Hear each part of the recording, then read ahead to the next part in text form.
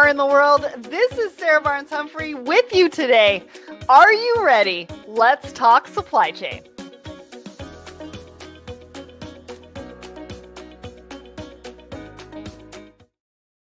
Good morning, everyone, and happy holidays. Welcome to Thoughts and Coffee. My name is Sarah Barnes-Humphrey. I'm the founder and host of Let's Talk Supply Chain, the Blended podcast, and the founder of the Blended Pledge. And this is our last show of 2024. That's right.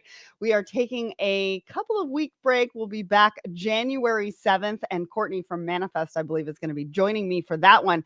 But today I've got my trade bestie, Audrey Ross, here, and we have so much to cover. I don't know if you've been watching the news and what's going on in supply chain here in Canada, in the US, but we've got a lot to cover today. So let's dig into all of that.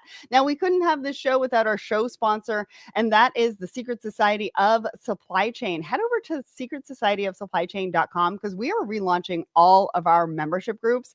You're not going to want to miss out. So make sure to put your email in there and you are going to get notified once we relaunch everything within the next couple of months. There's a lot of really cool things that are going to be happening. We've got a lot of really cool things planned. So head over there. All right. So our newest episode is episode 441. It's leveraging if I could really talk today, drayage rating and quoting best practices to improve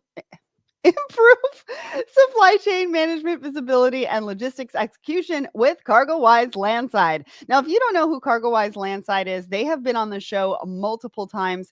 And this episode really goes into why the rating and the quoting best practices are really going to set you up for success in supply chain with visibility and logistics execution. So go and check it out wherever you listen to the podcast, or you can go and check it out on our YouTube channel. Now, we are going live every single day this week, sometimes multiple times a day. Tomorrow, live at 10 a.m. Eastern, is the one you've all been waiting for, Supply Chain Unfiltered with Christine Barnhart as your host. Her guest is Eric Wilson, and they're going to be talking about planning and execution in supply chain. Go ahead and click the attend button, and we will send you the link, even if you can't attend live, because this is going to be a good one, so you're not going to want to miss that one. Next, 11:30 tomorrow as well, I'm going live and co-hosting with MVK of Coupa on the margins. And we're going to be talking about where the margins matter. We're also going to be talking about what has happened this year. What are the challenges? What is top of mind for everybody? What's ahead for supply chains in 2025? So don't miss that. Click the attend button and we will send you the link, even if you can't attend live. On Thursday, 11 a.m. Eastern, we've got Frostbites. That's right. We've got a brand new show talking about cold chain. Now, you're not going to want to miss this because they are talking about cold chain tech, supply chain resilience, and it's a really great show. So 11 a.m. Eastern, click the attend button. We'll send you the link, even if you can't attend live. And last but not least, we've got LogTech Live with Eric Johnson, and he's talking about what drivers really think about trucking tech. Now, this is the last show, I believe, of 2024. And we've got a surprise for you coming up in 2025 because we are going to be revamping this show. Eric Johnson's still going to be hosting, but it's going to look very, very, very different. So join us on Friday. Click the attend button. We'll send you the link, even if you can't attend live. All right. I've got a brand new edition of the Monthly Hustle. This is my monthly newsletter on LinkedIn, a year of ups, downs, and breakthroughs, my 2024 wrapped. And I give you an overview of kind of everything that's been going on in 2024, plus some exciting news for 2025, because we've got a lot of great things on the horizon that I cannot wait to launch and share with you. 2025 is going to be a really, really great year. And also, if you are looking for some merch for that supply chainer in your life, we've got it for you over at the letstalksupplychain.com website. Check out the shop. We've got tote bags, we've got hoodies, all sorts of stuff. I believe Friday might be a little bit late. So you might want to go and check it out today so that you can get it delivered on time. Last but not least, in-person conferences that are coming up. Manifest February 10th through 12th in Vegas. 6,000 supply chain professionals are going to be at this conference, so you're not going to want to miss that. TPM 25, that's happening March 2nd through 5th in Long Beach. I'm going to be hosting TPM TV once again, and you're going to be able to join, I think it's about 5,000 supply chain professionals that descend on Long Beach, California. And then we've got Home Delivery World happening May 21st and 22nd in Nashville. And I'm going to be there recording podcasts on site. So if you have a booth there, we want to display that and we want to feature you on the podcast. So make sure to reach out to us. All right. That was a lot to get through. We still have way more to get through. And I want to bring Audrey Ross up to help me talk about that. Hey, Audrey, how you doing? I'm good. How are you? Good. I can't believe we're at the last show of 2024. I don't know how you feel about this year, but Time flies. We're having fun. Did it just go by like super fast, or was it just me, or I don't even No, know. it was super fast. 2024 was super fast, but I think a lot of us maybe didn't have the best of years, so maybe that's okay. And we're looking forward to 2025. I think you're right. I've seen a few posts and a few people talking about how they don't mind seeing the backs of 2024 and they want to go into 2025 as quickly as humanly possible. Yeah. So I get that. If you are one of those people, I'm sorry to hear that. I really hope that 2025 is a better year for you. But for anybody who doesn't know who you are, tell us who you are, what you do, and all that jazz. Okay. So I'm Audrey Ross. I'm sitting here in Toronto today, which is kind of nice. Yeah, I am. I definitely am. West End girl. It's nice today. It's going to get very, very cold on the weekend, Sarah. I hope you got a jacket for like Saturday, Sunday at that high of -14 Celsius. Yeah. And we're going out Saturday. We're going out Saturday night. Yeah. That's going to be very cold. Okay. Little toque, little scarf around the face. Gloves. Sleeping bag jacket, some mitts. Oh my goodness. Get ready to go. Yeah, so I do trade compliance, international trade, import and export, kind of keep things moving around the world, about 22 different countries now. I'm finishing up my term as the OIT president this December, so that wraps it up for me. I've done 2 years now. So we had our last event beginning of December, which is really fabulous. Thanks to Larry Lung, who's I know tunes in here quite a bit. He came out to the event and was great support for me. So looking forward, I'm going to be taking a different role as past president. So sticking on that for 2025. So yeah. Awesome. So many things to look forward to, so many things happening.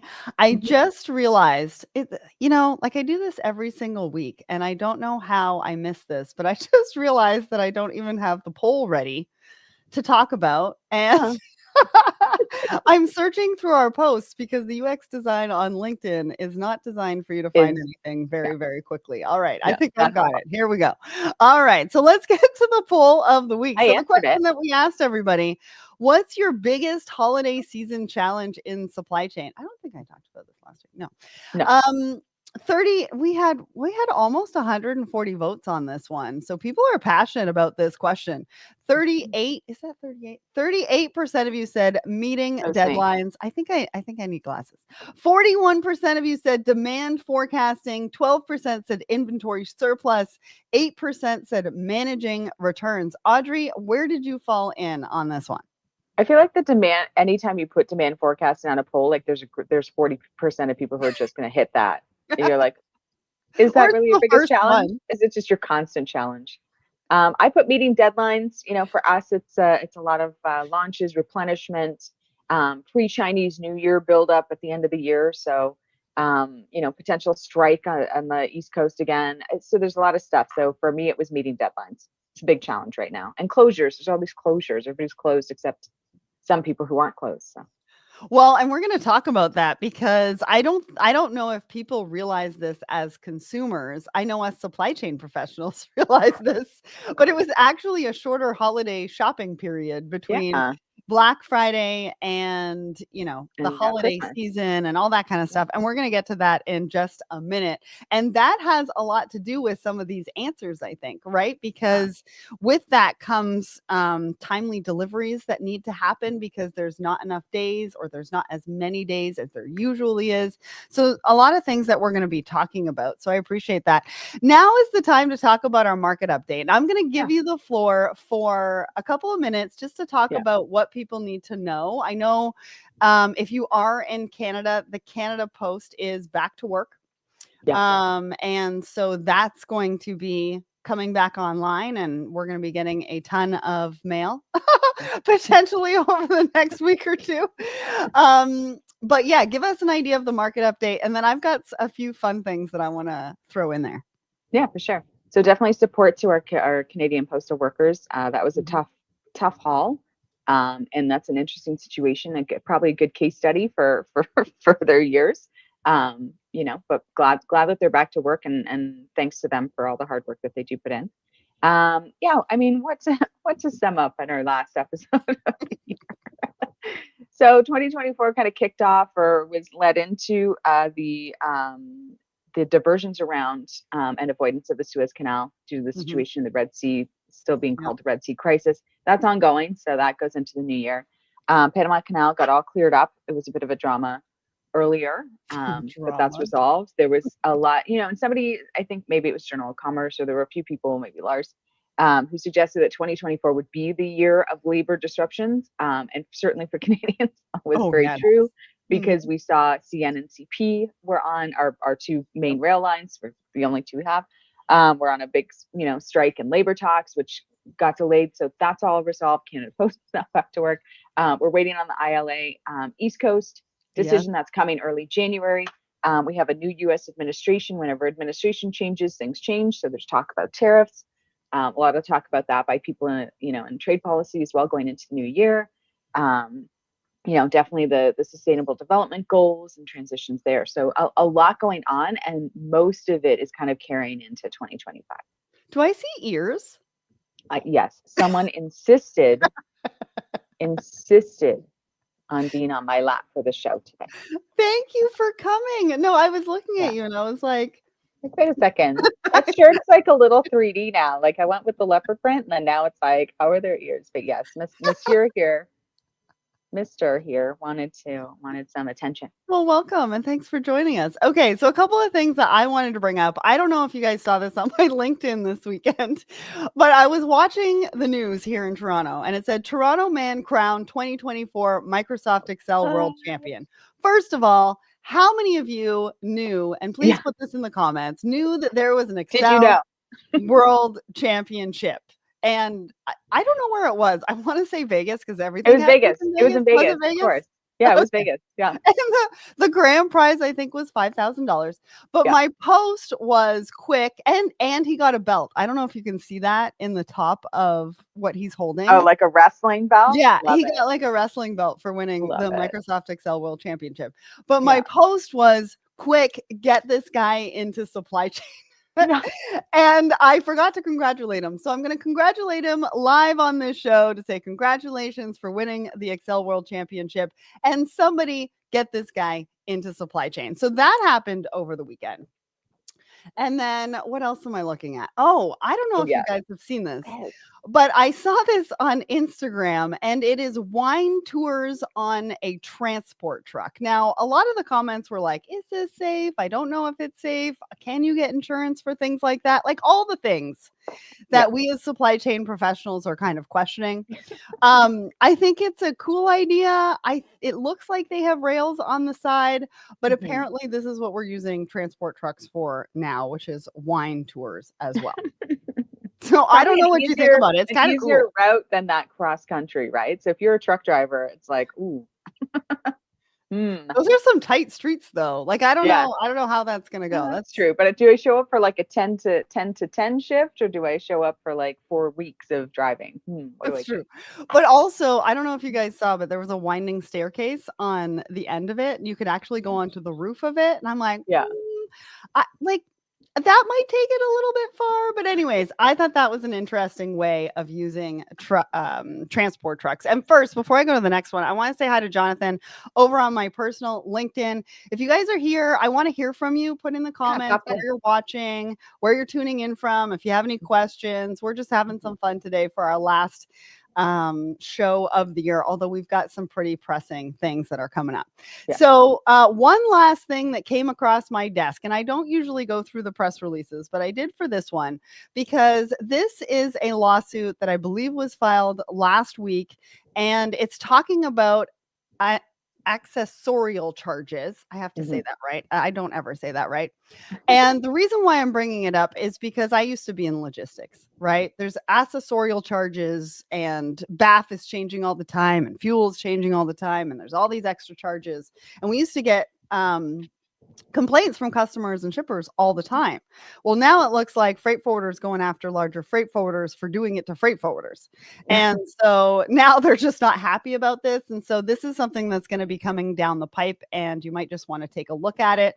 Maybe chime in if you're a shipper. The accessorial charges we know are a bit of a pain in the butt. I mean, Audrey, you deal with them all the time. Yeah, and I think the excuse used is that like they're applied by, right? They're applied by the government, they're applied by someone else, they're administering them on behalf of someone else. But it really, when there's a lack of transparency because you think you've been quoted a price, and then it's, but it's not inclusive of like do.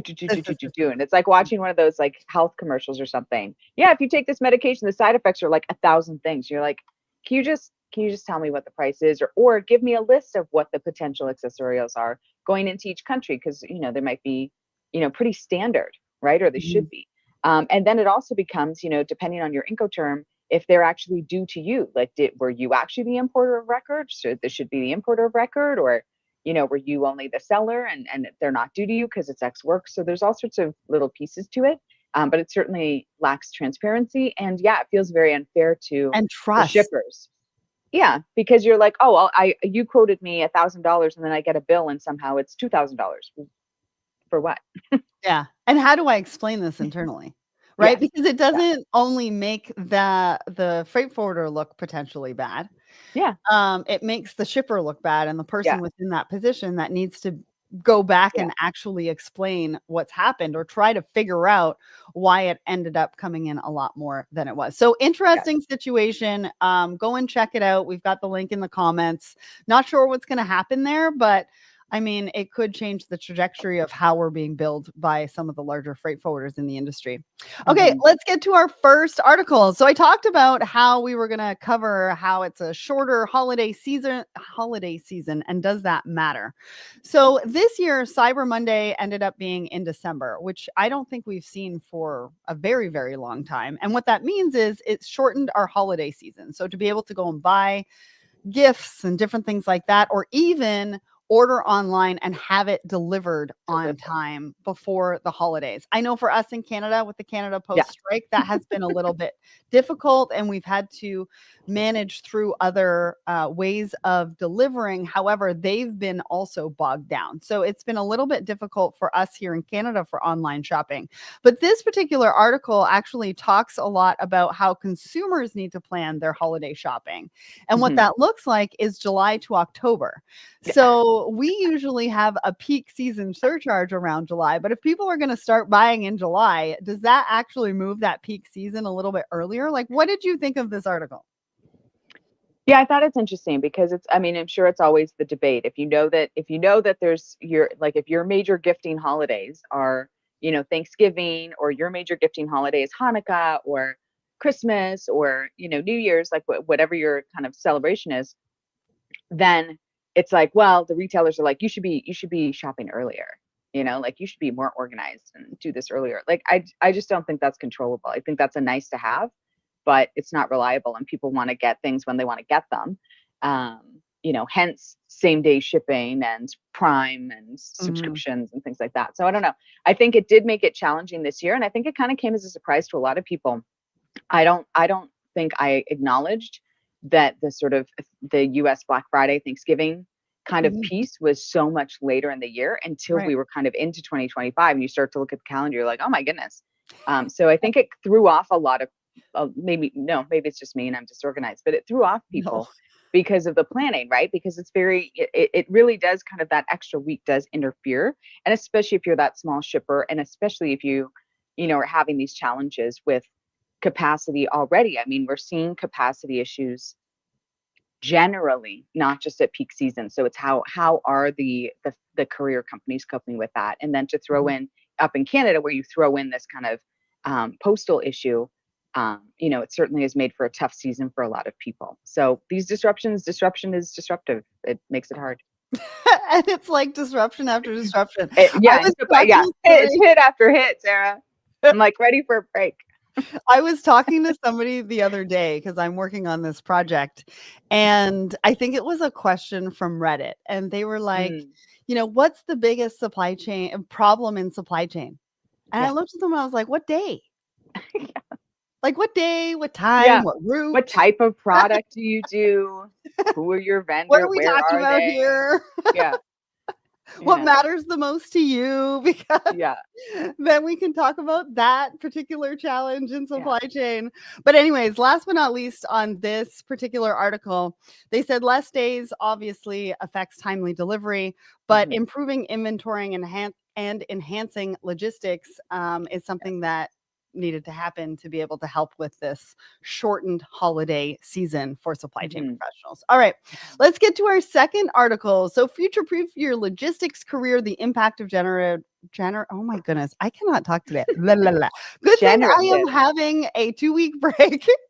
The impact of generative AI on transport jobs. Now, you brought this one to my attention, which I love, and I appreciate you so much for sending me Mhm. different articles because a lot of people are thinking about their career and what that means in supply chain and logistics. We're also hearing a lot about generative AI, and there's good things, there's bad things. There's a few concerns and challenges. What did you think of this particular article? I know I've got a few things to say, but I want to hear what you have to say first. Yeah, I mean, I think I brought it up because it's important. I think we keep hearing, obviously, AI, in its variety of forms, is the new technology. It's the new smartphone. It's the new internet. So we're gonna have to enfold it into our daily lives. And what does that mean from, focusing on upskilling and a career perspective? Like what, Yeah. you kind of hear this like, wow, robots are gonna replace our job. And I'm like, you know what? I can't get Google to like accurately send a text message while I'm driving. So I feel fairly comfortable at this point. Um, but I think it's key to understand like what's a potential new training or upskill that you want to identify. And this kind of goes into a few ways, to look at that. But also it lists, it goes through almost every single job in supply chain Mhm. could, it's twofold. It's like could see challenges from AI and also could see benefits. Like most of us don't want to be doing everything in Excel, copying and pasting, like some of that kind of stuff that we're, that legacy stuff that we're still doing because we've always done it that way. Like AI Mhm. is going to change that game and very quickly, like very quickly. And I think the only thing I'm have more of a concern over is the sometimes the frivolity of it because it does have an environmental impact that I think is very hidden. But Okay. there's a huge environmental impact to AI. It takes a ton of servers and server space and electricity, and so it's understanding how companies who are you know coping with that, right, and dealing with that aspect of like we're already sort of in a changing climate experience, and is this just going to continue to negatively impact Mm. potential, right, for Yeah. a solve. And then two is the ethics of it, right? Like there's a lot, it's maybe especially as a woman, there's a lot of things around deep fakes and stealing identities, a lot of kind of sort of seedy kind of unfortunate side effects as well Yeah. of AI. So my mindset as well, making sure that the regulation is coming in quickly to match those ethical concerns. So, and Rose Gently, I Yeah. bumped into her at an event a couple of weeks ago, and that's kind of her whole jam right now is kind of ethical AI. So it was an Mm. interesting conversation with her. Yeah, that'll be interesting to talk about more around the ethics and the regulations about it in 2025 as it comes up. Some of the concerns that they're talking about in Gen AI, the capital investment. I mean, there's a large investment and capital investment when you're thinking about bringing in Gen AI, privacy and data. So you talked about ethics and Mhm. regulatory. There's privacy and data concerns, and then obviously the workplace culture and view of AI. But this particular article also talks about how it's going to replace some of the redundant low level positions. However, they're saying that it's also going to bring in a bunch of jobs that we can't even foresee at this Yeah. particular time, or maybe Yeah. some have, we just haven't talked about it yet. But some of Mhm. the upskilling opportunities is AI literacy and a deep understanding of the technology impact. So if you're looking Mhm. to upskill, those are some of the things that you might want to focus on to position yourself. But Yeah. what they said was that humans that use AI will replace the humans that don't. Ooh. Okay. So if we True. think about that, don't necessarily think about it as your job is going to be replaced. Mm. If you don't understand the technology and you don't understand how to best utilize AI and the impact, Mhm. then you could also be replaced. So upskilling is super important and something that we want to encourage everybody to look into Mm. and take advantage of going into 2025. All right. Cool. Last article. We are talking about tariffs. I don't know if we can go, we can have our last episode. I mean, really, at the end of the day, we don't know what's going to happen, right? Yeah. There has been a few things that have been thrown around 25% for Canada and Mexico, plus 10% for China, 100% for BRICS. What is BRICS? Because I can't remember. Uh, Brazil, Brazil? Russia, Indonesia, China, Okay. and We'd have to look it up. It's South okay. Africa. Everybody looks it up. But they're saying 100% if they decide not to trade in US dollars, which is very interesting as well. But what we want to focus Everybody on. trades in US dollars. What I ask. So, what I want to focus on is what Dix is talking about around tariffs. So, they've insulated themselves from the initial one that happened in 2018, I believe. And they've Yeah. moved a lot of their manufacturing from China. They're not much in Mexico and Canada. So, I'd be interested to find out where they are manufacturing, maybe Europe. But India, Cambodia. one of the tactics that they talked about using to mitigate the tariffs is to negotiate with suppliers. So, procurement professionals, Mm. dust out those negotiation skills because it looks like you're going to go back to the bargaining table with your suppliers to help limit potentially some of the impacts of the tariffs. We've talked about how prices are going to go up for consumers, but in supply chain, if we're renegotiating with suppliers, but at the end of the day, we still want there to be a partnership and we can't lean on them too hard. And so Mhm. it's going to have to be a push pull, I think. What did you think about this? Yeah, I think it gives a good outline of how it's kind of the look back, right? How did we cope with this in 2018? Because all of us, if you were doing business in the US, you had to come up with some sort of, process and plan and strategy for what you were going to do. And so I think a lot of us are kind of looking back to like, I've been looking back at like, well, how did I cope with these lists when they first Right. came in? How did we address this with Incoterm changes?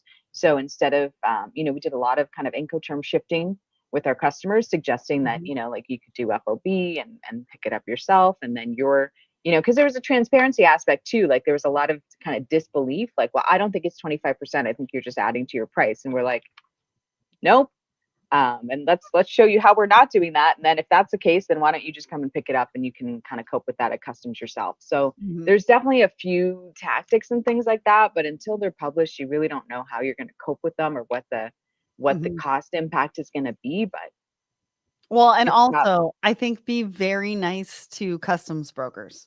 Because I Oh yeah. remember in 2018, I was talking to somebody who owned a customs broker in Canada, and Yeah. they worked all weekend Yeah. Oh yeah. because they Yeah. had to revise all sorts of stuff within their The technology announcements come at platforms. night. Like they didn't follow. The other thing with this administration is they don't follow the usual practice of like there's a lead up and an announcement and like a study on the study and then it gets presented. Like it was like 7 o'clock at night and like somebody would post it on a social media site.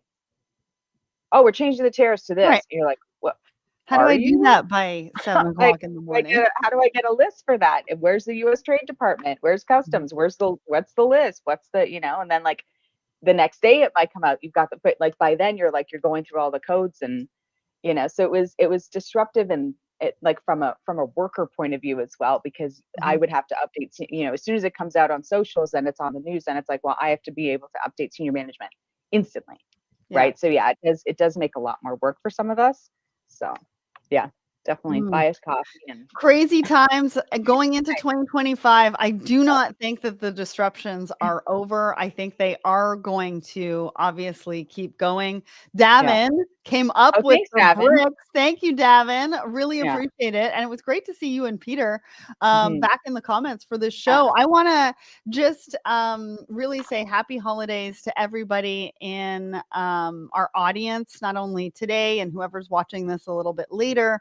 Thank you so much for all of your viewership, your support, and everything in 2024. We've got an exciting 2025 coming our way for Let's Talk Supply Chain. So stay tuned for that. But I want to wish all of you a very happy holiday and an amazing, hopefully, 2025 and new year. But keep on top of the disruptions, because those are going to continue to happen. So work on your, I don't know, breathing over the holiday. Meditative breathing. Just relax. Audrey, thank you so much for all your support, and thank you for joining us for the show today. And I'm seeing you on Saturday and a few times over the next couple of weeks, so I'm excited. Yeah, excited. Thanks, everyone.